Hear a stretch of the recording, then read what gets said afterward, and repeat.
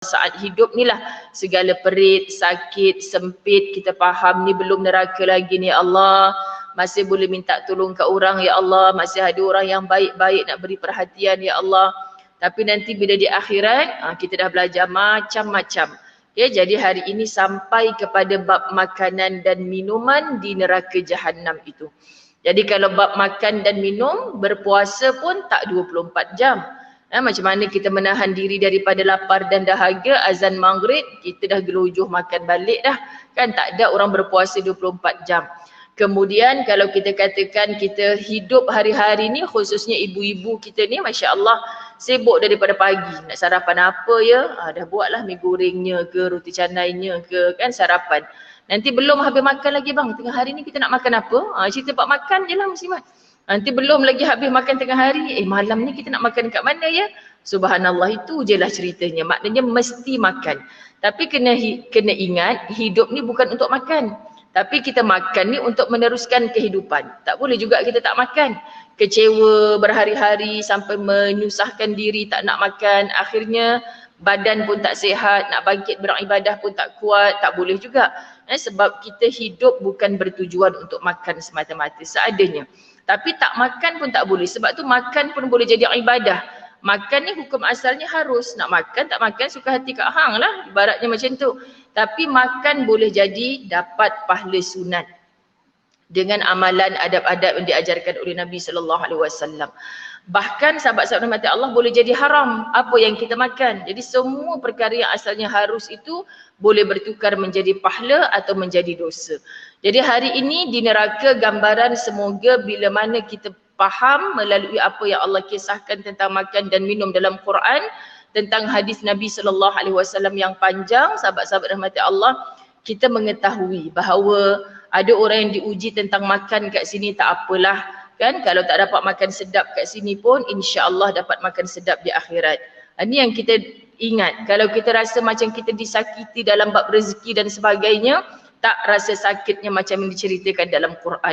Ini tujuan bila kita bertadabbur Quran, bila kita belajar apa intipati dalam Quran insya-Allah.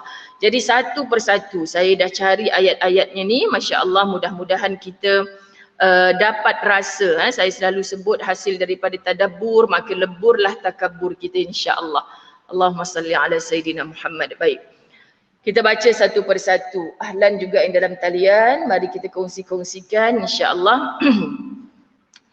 Berikutnya, perhatikan makanan mereka. Mereka itu siapa? Ahli-ahli neraka. Semoga bukan kita, zuriat keturunan kita, semoga bukan seluruh umat Nabi SAW. Iaitu zakum, sebagaimana yang difirmankan oleh Allah Subhanahu wa taala dalam suratul Waqiah ayat 51 hingga 55. Ramai ibu-ibu kita yang dah fasih lancar baca suratul Waqiah. A'udzu billahi minasyaitonir rajim.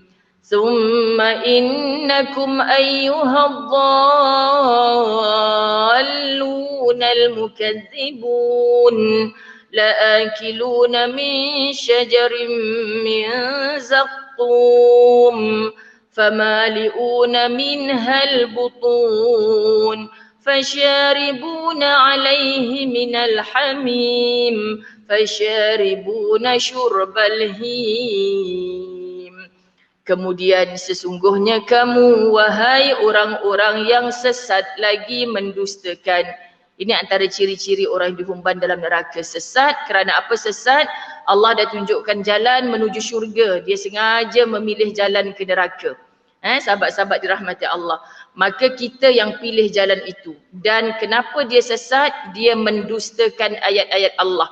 Apa yang Allah perintahkan, itu yang dia tinggal. Apa yang Allah suruh tinggal, itu yang dia rasa syok pula nak buat. Ini orang-orang yang mendustakan. Dia matanya melihat ketika di dunia, tapi dia tidak menggunakan mata hatinya untuk memahami ayat-ayat Allah. Ini yang kita takut. Nampak mata macam celik, tapi sebenarnya dia buta di sisi Allah Subhanahu Wa Taala. Pasti akan memakan pohon zakum. Ini makanan ahli neraka. Maka akan penuh perutmu dengannya. Sesudah itu kamu akan meminum air yang sangat panas.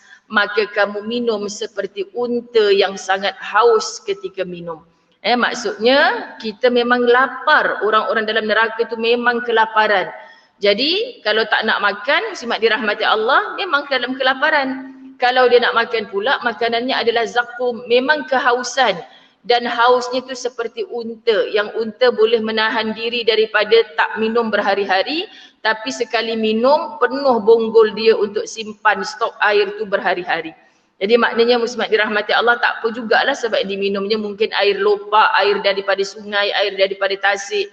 Tetapi yang diminum oleh ahli neraka ini adalah air yang sekejap lagi kita akan jumpa dalam ayat-ayat lain pula. Sangat mengerikan. Apa lagi kata Allah Subhanahu wa taala dalam surah As-Saffat ayat 64 hingga 68. A'udzu billahi minasyaitonir rajim. Innaha syajaratun takhruju fi aslil jahim. طلعها كأنه رؤوس الشياطين فإنهم لآكلون منها فمالئون منها البطون ثم إن لهم عليها لشوبا من حميم ثم إن مرجعهم لإلى الجحيم. Sungguh itu adalah sebatang pohon yang keluar dari dasar neraka yang menyala.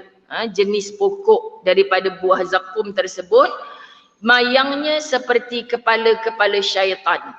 Maka sungguh mereka benar-benar memakan sebahagian darinya, yakni buah pohon itu.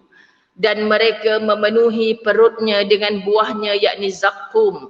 Kemudian sungguh sesudah makan buah yakni pohon zakum itu, mereka mendapat minuman yang bercampur dengan air yang sangat panas. Kemudian pasti tempat kembali mereka benar-benar ke neraka jahim.